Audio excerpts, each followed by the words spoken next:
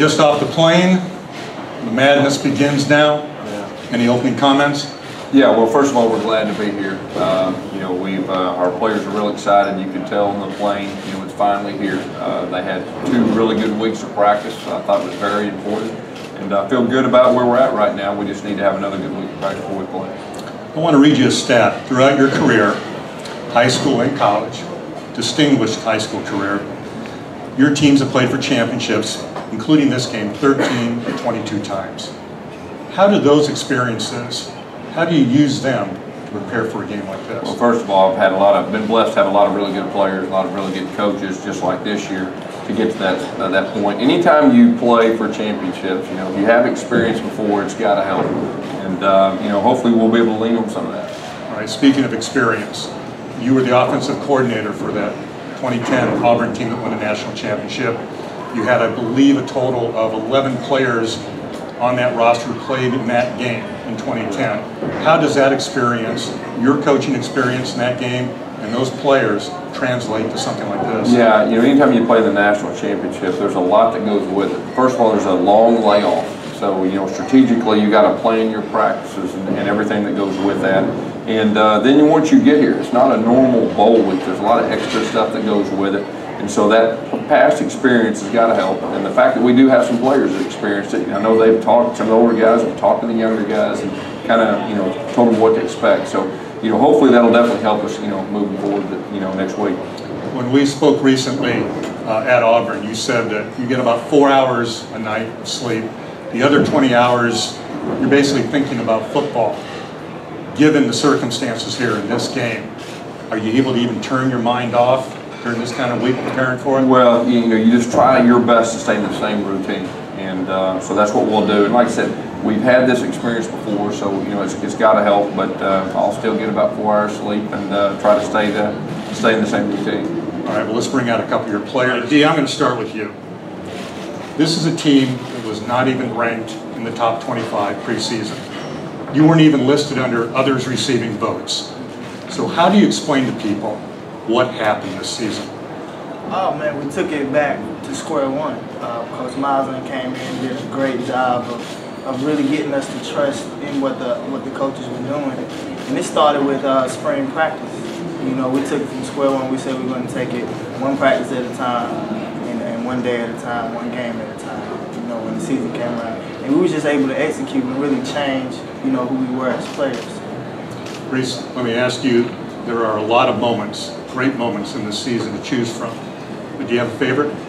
Yeah, I think down at Kyle Field, we were playing Texas A&M, and no one really gave us a shot, and I think we just kind of went in there, and really it was a team effort. You know, playing Johnny football, defense had to play their best game, and we went out there and we had to go down and score, and we did it, and then the defense held them. I think that was just really a turning point in the season. Dee, this was a team that was 3-9 last year, winless in the SEC. I hate to bring up bad memories, but what did this guy to your right, what did he do to turn this thing around? He came in and he really focused on, the players and what we had to bring to the table. And he really did a great job of letting us know that it had to come from the players. It had to be a player-driven team, and we really had to buckle down and work hard. It was going to be hard. He told us that the entire year it was going to be very hard. We have to trust in each other and really focus and focus on the task at hand, and that's what we were able to do. And Reese, when he came in and put in this offense and you saw how it worked, was there a part of you that kind of felt sorry for what opposing defenses were going to be facing? A little bit. I ran it back in 2011 when Coach Malzahn was there then, and kind of saw the we go faster now, but kind of saw the toll that it can take on defenses. And I guess you're out there sometimes you feel sorry for them when they really are gasping for air and stuff like that. Coach, 13 months almost to the day, you were hired as the head coach at Auburn. Do you remember what you were doing the night of this game last year? Oh, the night of this game, of course, I was thinking about recruiting. And then I was thinking about our players and, getting our staff together and everything that goes with it. There was a lot of moving parts right back, a year ago. Did you watch the national championship game? Yeah, I did. I watched parts of it. But like I said, I was kind of focused on what we were doing. And was there any part of you that thought a year from now, this team could be there? You know, it was a process, and I never let my mind go there. I mean, Auburn's a great place. They expect championships, and I knew that we would get back to it. I just didn't know when, and here we are. Guys, talk about the focus and intensity that it will require for you guys to come out victorious on that day, seeing how you're around so much lavishness with Disneyland and all the other things around here. Yeah, you know, I'll just say this about these guys. They found a way to stay focused and get prepared each week, no matter who we were playing, whether we were playing Alabama or we were playing a 1AA school. This group has been extremely focused. They've worked hard. They've acted exactly the same way in practice, and so, you know, there's no doubt in my mind, I mean, we're not going to be distracted. We'll go in the back row on the left. Clifford Townsend, Channel 15, Mobile. This is for Reese and Dee. What were your initial thoughts when the bus pulled up here to Disneyland? You saw Mickey, Minnie, and the characters, and just being here. I think, I mean, you know, just taking the experience and enjoy, you know, everything that's going on. And, you know, when it's time to go to work, you got to go to work, and just things like that. Just enjoy what's going on and, you know, accept what's happening. Yeah, I definitely wanted to enjoy the moment. You know, it was a blessing, you know, as far as me as a senior. You know, my last time here, you know, being able to enjoy this with my teammates. And I definitely want to soak in the moment, you know, and also be focused when it's time. Go to the front row on the left. Piggybacking on the last question about what Gus was doing this time last year, did you guys watch the national championship game last year, and did you ever think that you'd be in this spot in 1 year? I mean, I'm a fan of football. I watch all football. You know, I watch every bowl game, you know, including the national championship. And, you know, when you put in work, you know, you expect results, but, you know, like Coach said, you don't really process that into your mind. You really stay focused on the task at hand. You don't look at the big picture, say, I want to win a national championship. You focus on the task at hand, which at that time was the off-season for me. Yeah, like Dee said, I mean, last year this time, just sitting around watching all the bowl games. I mean, really in the back of your head, you just want to get to a bowl game.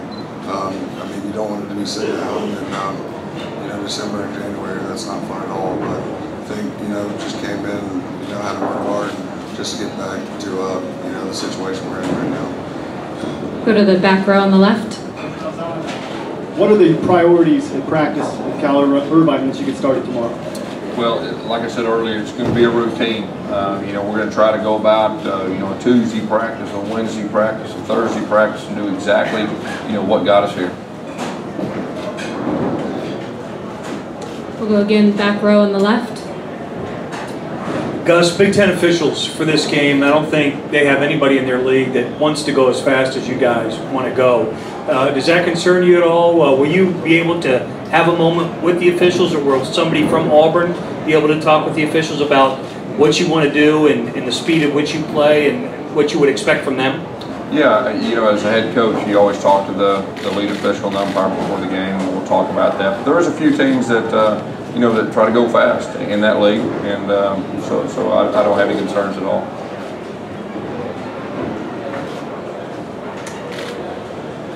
Any additional questions? Gene, I'll turn it back to you in case you have some further questions. Just three quick ones. Dee, this is a team that at various times this season has been sort of the underdog. You're the underdog again against #1 Florida State. Why do you think this team has been able to respond to that role?